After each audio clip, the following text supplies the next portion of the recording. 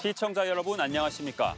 시민의 눈높이에서 질문하고 한국 사회에 화두를 던지며 더 나은 내일을 만들어가는 뉴스 프리즘 시작합니다. 이번 주 뉴스 프리즘이 주목한 이슈 함께 보시죠.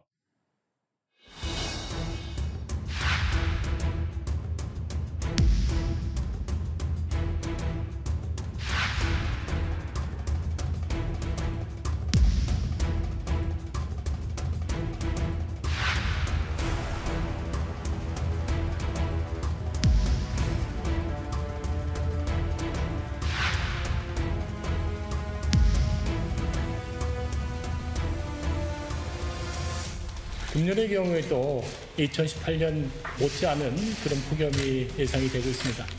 코로나19로 힘들어하는 우리 국민들께 금년 여름에는 폭염으로 인한 인명이나 재산 피해가 최소화될 수 있도록 힘을 합쳐서 노력해 주시길 부탁드리겠습니다.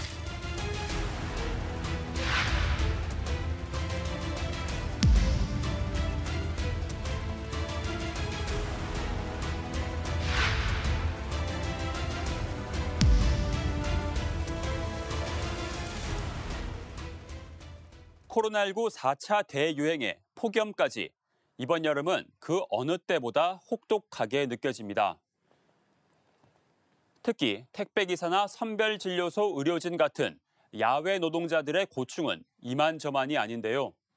또 점심 장사로 근근히 버티는 자영업자들도 이 불볕더위가 야속하기만 합니다.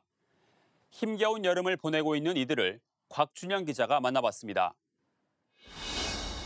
섭씨 35도를 웃도는 평일 오후, 6년차 택배기사 박승원 씨의 폭염과 사투가 시작됐습니다. 그늘 한 점 없는 땡볕 아래서 택배 더미를 수레에 올리고 실어 나르길 몇 차례. 어느덧 땀이 비오듯 줄줄 흐르고 숨은 턱끝까지 차오릅니다. 오늘 처리할 물량이 시간당 한 몇 개 정도라고 아까 말씀하셨죠? 보통 시간당 적게는 한 40-50개 정도에서 많게는 한 80개 정도를 쳐야 돼요. 휴식이라곤 다음 배송지로 가기 전 얼음물로 목을 축이는 시간이 전부입니다. 공회전 금지에 에어컨조차 틀 수 없습니다. 지금 막 어지러워요. 막 너무 올라오니까 몸의 온도가 열이. 코로나로 택배 물량은 급증했지만 이처럼 쉴 틈 없는 근무 환경 속에 최근 동료가 쓰러지기도 했습니다. 폭염이 시작되고 좀 있다가 저희 같이 일하는 분 중에서 한 분이 너무 덥고 어지러워 쓰러지셨어요. 택배기사들은 사실 본인이 휴식 시간을 내거나 모든 것들이 다 본인에게 현재 책임으로 전가돼 있어요. 시원한 물 한 모금으로 불볕더위를 이겨내야 하는 사람들은 또 있습니다. 선별진료소 직원들입니다. 방역복을 입고 일을 시작한 지 얼마 안 돼 장갑은 땀으로 젖어버렸습니다. 휴게 공간이 따로 있지만 바쁠 때면 한평 남짓한 창고에서 잠시 에어컨 바람을 쐬는 것에 만족해야 합니다. 방호복을 입다 보니까 열 배출이 안 되다 보니까 더 체온이 더 많이 올라가고 머리가 진짜 띵할 정도로 나름대로 이제 물도 마시고 잠깐 쉬면서 이제 하려고. 밖에는 대형 냉풍기와 선풍기가 있지만 사방에서 밀려오는 한낮 뜨거운 열기를 식히기엔 역부족입니다. 거의 출근하면은 땀으로 막 다 젖다시피 하고 요즘은 정말 더위 때문에 하시는 말씀이 되게 많죠. 참 출근하기 힘들다부터 시작해서. 이미 코로나에 손님이 뚝 끊긴 자영업자들은 말 그대로 이중고에 처했습니다. 한창 점심시간이지만 식당가는 뜨거운 날씨에 손님들의 발길이 현저히 줄었습니다. 그래서 점심시간 매출은 거의 한 반에서 3분의 1 수준으로 줄었다고 봐야 될 것 같고요. 저희 같은 경우는 이제 계절 영향을 좀 많이 타는 음식이다 보니까 폭염하고 코로나랑 겹치면서 확실히 매출이 급감한다는 겁니다. 끝이 안 보이는 코로나 시국 속 폭염까지 곳곳에서 힘겨운 여름 나기가 이어지고 있습니다. 연합뉴스 TV 곽준영입니다. 2021년 여름은 코로나와 폭염으로 기억될 것 같습니다. 이번 폭염은 고기압이 바가지를 엎어놓은 것처럼 뜨거운 공기를 가두는 열돔 현상 때문에 발생했다고 합니다. 마치 돔 형태로 뜨거운 공기가 밖으로 빠져나가지 못해 그야말로 푹푹 찌는 찜통 더위가 이어지는 겁니다. 이 경우 특히 도시가 더 덥습니다. 가뜩이나 건물이나 자동차가 많아서 열이 많이 발생하고 또 도로 위 아스팔트가 열을 잘 흡수하기 때문입니다. 이 때문에 밤이 돼도 기온이 안 떨어집니다. 최저 기온이 25도를 웃도는 열대야 현상이 더 자주 발생하는 겁니다. 이번 여름 더위가 역대 최악 수준이었던 2018년 폭염보단 그 강도가 약하다곤 합니다. 하지만 요새는 마스크까지 써야 하니 신체적으로나 심리적으로나 그때보다 더 힘든 것 같습니다. 이렇게 낮이고 밤이고 계속 기온이 높으면 일사병, 열사병 같은 각종 온열 질환이 생길 수 있고 또 면역력이 떨어져 기저질환자는 증상 악화 위험도 높습니다. 자주 열을 식히고 물을 많이 마셔야 하는 이유입니다. 이 여름철에 온열 질환자만 해마다 1,000명 이상 또 10명 넘게 목숨까지 잃습니다. 그야말로 생명을 위협하는 더위인데요. 이 올해만 해도 벌써 환자는 800명, 또 사망자는 10명을 넘어섰습니다. 이 환자는 대부분 노동 친화적이지 않은 근무 환경, 또 열악한 주거 환경에서 속출합니다. 폭염은 가난하고 어려운 자에게 더 가혹합니다. 이런 폭염 취약계층들, 코로나19로 복지시설이 문을 닫자 지하철로 공항으로 에어컨 쐬로 이동한다고 하죠. 지자체별로 이렇게 야간에 호텔식 무더위 쉼터를 만들거나 곳곳에 냉장고를 두고 생수와 아이스크림을 나눠주는 등 대책을 내놓곤 있지만 더위가 시원하게 가시진 않습니다. 한국에서 여름에 가장 더운 지역으로 유명한 대구. 이 대구의 한 은행에선 덥고 힘드니 이자라도 더 붙여주겠다며 더위 우대 금리 상품을 내놓기도 했습니다.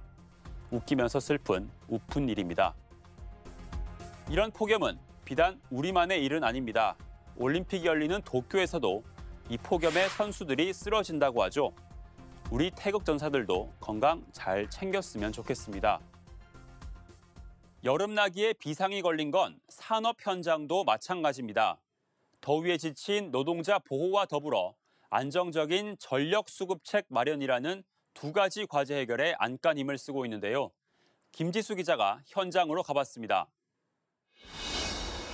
지하 2층, 지상 4층 규모의 건물 건설 현장입니다. 한낮의 더위 속에서 현장 근로자들의 지하 합벽 작업이 한창입니다. 얼음물로 더위를 잊어보려 하지만 쉽지 않습니다. 별도 휴게 시간은 보장한다 해도 30% 정도 공정이 진행된 상태로 공기를 맞추기 위해선 일손을 멈추고만 있을 순 없습니다. 여기에 코로나19 환자라도 발생하면 공사를 완전히 멈춰야 하기에 모든 과정에서 방역 지침도 함께 챙겨야 합니다.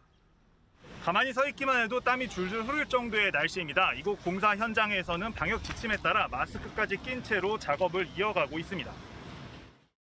열기를 식히기 위한 살수 작업도 수시로 진행됩니다. 식염 포도당과 포도당을 개별적으로 지급을 하고 있으며 매 시간마다 얼음물 및 얼음을 각각의 작업자들에게 제공을 하고 있습니다. 전국 6만여 건설 현장뿐 아니라 조선소, 제철소 등도 열사병 우려에 노출돼 있습니다. 이에 현대, 삼성중공업 등은 탈수 예방을 위한 제빙기를 설치하고 점심시간 연장에 나섰습니다. 원전을 조기 재가동하며 급한 불은 껐지만 전력 사용량이 치솟으면서 안정적 전력 수급도 문제입니다. 산업계는 순환 정전 같은 전력 대란 사태에 따른 생산 차질 우려로 에너지 절감과 자체 발전으로 대비 중입니다. 현대제철은 부생수소와 LNG 교차 발전을 통한 자가 발전을 이용하고 있고 현대자동차도 공운전 예방을 통한 전력 낭비 최소화에 노력을 기울이고 있습니다. 제품의 품질이라든가 그다음에 제품의 공급을 맞추는 게 상당히 좀 애로가 있고 기업들은 전력이 좀 떨어질 때를 대비한 예비 전력 장치를 만든다든가 그런 상황에 대해서 충분히 좀 대비를 하고 있습니다. 여름철 불볕더위에도 멈출 수 없는 산업 현장은 대책 마련에 고심 중입니다. 연합뉴스TV 김지수입니다. 정부도 폭염 대책 마련에 분주합니다. 하지만 국회에 발의된 노동자 보호 법안은 부실하다는 비판이 나오고 정전 사태를 두고 정쟁을 벌이는 모습은 눈살을 찌푸리게 하는데요. 이 내용은 임혜준 기자가 취재했습니다. 문재인 대통령은 최근 참모회의에서 폭염 대책에 대한 세밀한 점검을 주문했습니다. 특히 폭염에 취약한 야외 사업장 노동자를 위한 실질적 지원을 강조한 문 대통령은 코로나 장기화의 무더위까지 이중고를 겪는 선별 검사소를 찾아 의료진을 직접 만나 현장 애로사항을 듣고 챙겼습니다. 정부도 분주합니다. 고용노동부 등 정부 부처들은 폭염 상황에서 일하는 노동자를 보호하기 위한 합동 대책을 내놨습니다. 물, 그늘, 휴식 등 열사병 예방 3대 원칙을 준수하도록 하고 하루 중 기온이 정점을 찍는 오후 시간, 건설 현장에서의 작업 일시 중단을 강력히 권고했습니다. 2주에 한 번 직접 현장에서 안전수칙 준수 여부를 확인하는 점검 기능도 강화했습니다. 이 밖에 작업 중단에 따라 시공이 지체된 기간에 대한 지체상금을 면제해주는 내용도 담았습니다. 국회에서도 폭염 위험에 노출된 노동자를 보호하기 위한 법안이 발의됐습니다.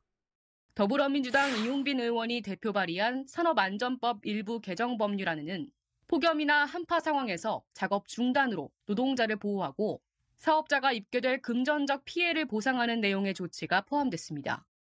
다만 법안이 아직 걸음마 단계인데다 여전히 기후 사각지대에 놓인 노동자를 위한 대책 논의는 부실하다는 지적도 있습니다. 폭염으로 전국 곳곳에서 산발적으로 발생한 정전 사태는 오히려 정쟁의 요소가 되어버리기도 했습니다. 전력 비상사태의 근본적인 원인은 바로 문재인 정부의 무리한 탈원전 정책 때문입니다. 정부의 탈원전 고집만 아니었다면 이 무더위에 국민이 전력 상황까지 걱정하지는 않았을 것입니다.